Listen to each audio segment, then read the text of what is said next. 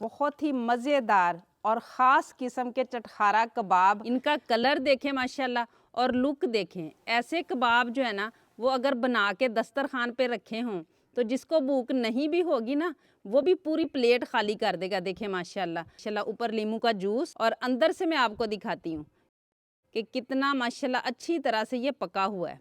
ये देखें माशाल्लाह। बिस्मिल्लाहिर्रहमानिर्रहीम। अस्सलाम वालेकुम व्यूअर्स, विलेज हांडी रोटी यूट्यूब चैनल पे आपको खुशामदीद। आज मैं फिर हाज़िर हूँ एक नई और बहुत ही मज़ेदार चटखारा कबाब की रेसिपी के साथ।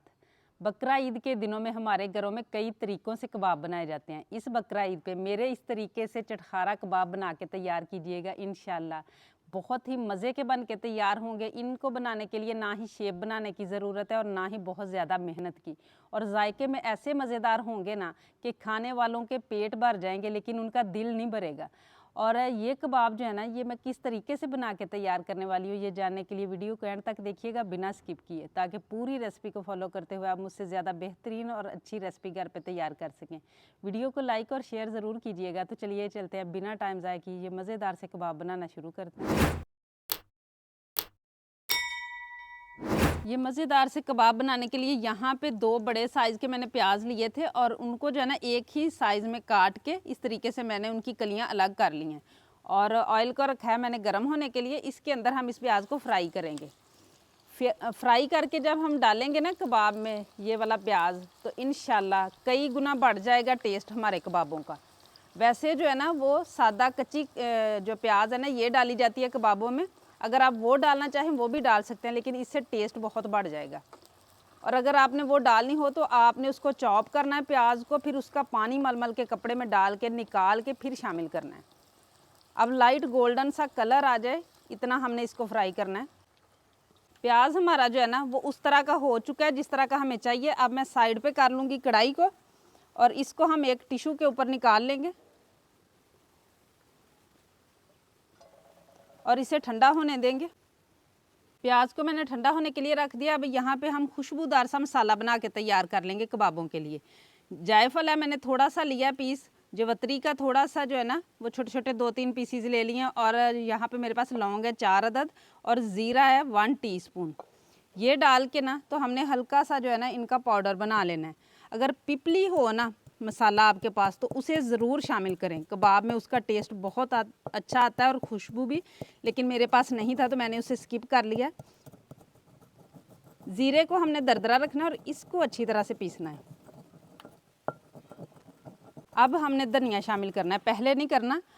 और जार में डाल के ना आप इसका पाउडर ना बनाएं, इस तरीके से दरदरा सा रखें। इंशाल्लाह इससे लुक भी बहुत अच्छी आएगी हमारे कबाबों की, खुशबू और टेस्ट भी बहुत ही ज़बरदस्त आएगा इंशाल्लाह।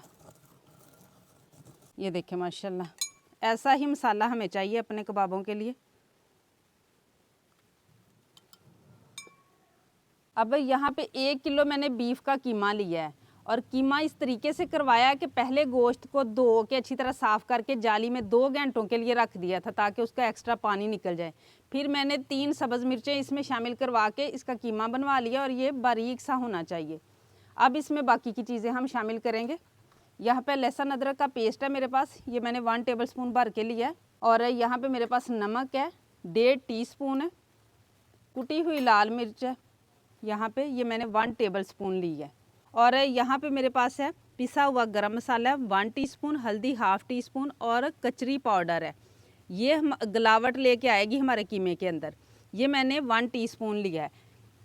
ये ना हो तो कच्चा पपीता अगर आपके पास हो वो भी थोड़ा सा आप शामिल कर सकते हैं। अगर वो भी ना हो तो आपने बेकिंग सोडा इसमें डाल लेना थोड़ा सा। अब यहाँ पे पुदीने के कुछ पत्ते हैं मेरे पास, सब्ज़ धनिया, और इसमें ना चर्बी कम थी मेरे पास कीमे में, तो यहाँ पे 1 टेबलस्पून मैंने देसी घी लिया है। चर्बी अगर ज़्यादा आप डलवा लें तो फिर बेशक इसको स्किप कर लें। अब इसको अच्छी तरह से जो है ना वो जैसे हम आटा गूंथते हैं ना ऐसे मसल के सारी चीज़ें इसके अंदर जो है ना मिक्स करनी है।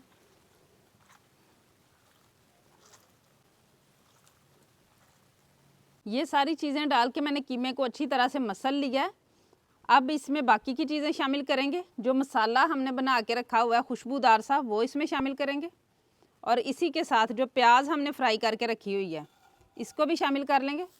इस तरीके से प्याज को हाथों से मसल के डाल लेना है। एक मरतबा इस तरीके से फ्राई करके ना प्याज तो कबाब बनाइएगा, फिर देखिएगा कितना टेस्ट का फ़र्क आता है। और अब चटखारा कबाब हैं, तो इसमें चटखारा जो है ना वो लाने के लिए यहाँ पे लीमू है मेरे पास 2 अदद हैं, जिनका जूस मैं इसमें निचोड़ लूँगी। आमचूर का पाउडर भी आप डाल सकते हैं। और अब फिर से हमने सारी चीज़ों को मिक्स कर लेना है।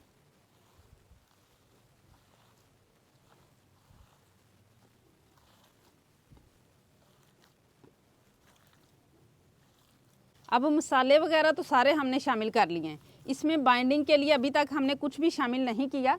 तो यहाँ पे मेरे पास जो है ना ये भुने हुए जो चने होते हैं ना उसका पाउडर है। आप चाहे तो बेसन को रोस्ट करके भी डाल सकते हैं, बाजरे का आटा डाल सकते हैं, इसके अलावा आप आटे को भी डाल सकते हैं लेकिन भून के। ये 1 कप है मेजरिंग कप के साथ। पहले मैं आधा डालूंगी, फिर हम देखेंगे कि हमें कितना जो है ना वो चाहिए इसमें डालने के लिए।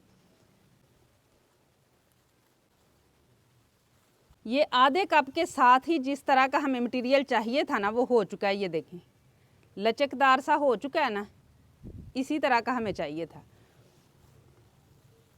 अब ये बिल्कुल रेडी है। इसे कम से कम 1 घंटे के लिए ज़रूर छोड़ें, लेकिन अगर आप पूरी रात के लिए छोड़ देते हैं या इससे भी ज़्यादा तो और भी अच्छे टेस्ट वाले हमारे कबाब बन के तैयार होंगे। अब इसकी मैं शेप देना शुरू करूँगी। इसको कोई हमने शेप देने का झंझट नहीं है, बस इस तरीके से जिस साइज़ में आप कबाब रखना चाहें ना उतना मटीरियल लें और बस इस तरीके से आप करके इसको रखते जाएं।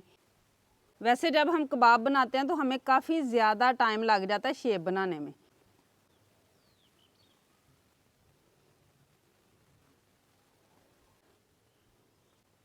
कबाब माशाल्लाह सारे रेडी हैं।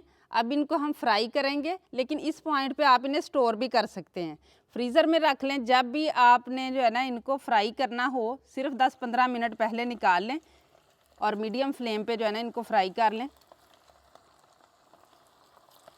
अब पहले फ्लेम थोड़ा सा आप देख सकते हैं मीडियम है, उसके बाद हमने फ्लेम को लो कर देना है, क्योंकि कच्चे कीमे के कबाब हैं तो इनको अंदर तक पकना चाहिए, इसलिए हमने फ्लेम को बाद में लो कर लेना है।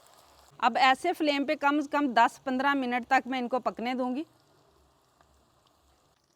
जब इनको पकते हुए 2 से 3 मिनट हो जाएं और थोड़ा सा सेट हो जाएं तो फिर हमने इनकी साइड चेंज करनी है। और माशाल्लाह देखिए नीचे कलर भी आना शुरू हो गया है।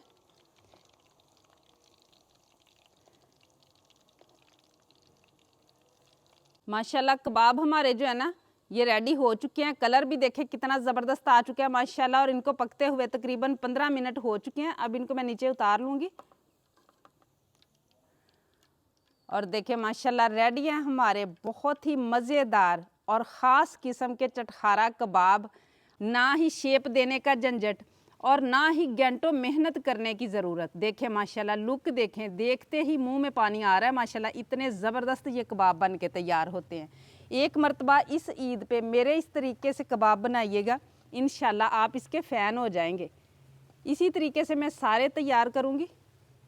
हमारे बहुत ही मज़ेदार और खुशबूदार से कबाब जो है ना वो माशाल्लाह तैयार हो गए हैं। इनका कलर देखें माशाल्लाह और लुक देखें। ऐसे कबाब जो है ना वो अगर बना के दस्तरखान पे रखे हों तो जिसको भूख नहीं भी होगी ना वो भी पूरी प्लेट खाली कर देगा। देखें माशाल्लाह। और अब जो है ना मज़ीद इनको टेस्ट वाले करने के लिए ये देखें माशाल्लाह ऊपर लीमू का जूस और अंदर से मैं आपको दिखाती हूँ कि कितना माशाल्लाह अच्छी तरह से ये पका हुआ है। ये देखें माशाल्लाह। उम्मीद है आज की ये रेसिपी आप लोगों को बहुत ज़्यादा पसंद आई होगी। इसे ज़्यादा से ज़्यादा शेयर करें, लाइक करें, कमेंट बॉक्स में अपनी कीमती राय का इजहार ज़रूर कीजिएगा। चैनल पे नहीं है तो सब्सक्राइब कर लें, बेल का आइकन प्रेस कर लें ताकि इसी तरह की हर अच्छी रेसिपी का नोटिफिकेशन सबसे पहले आप तक पहुँचे। अगली वीडियो तक के लिए विलेज हंडी रोटी की तरफ से अल्लाह हाफिज़।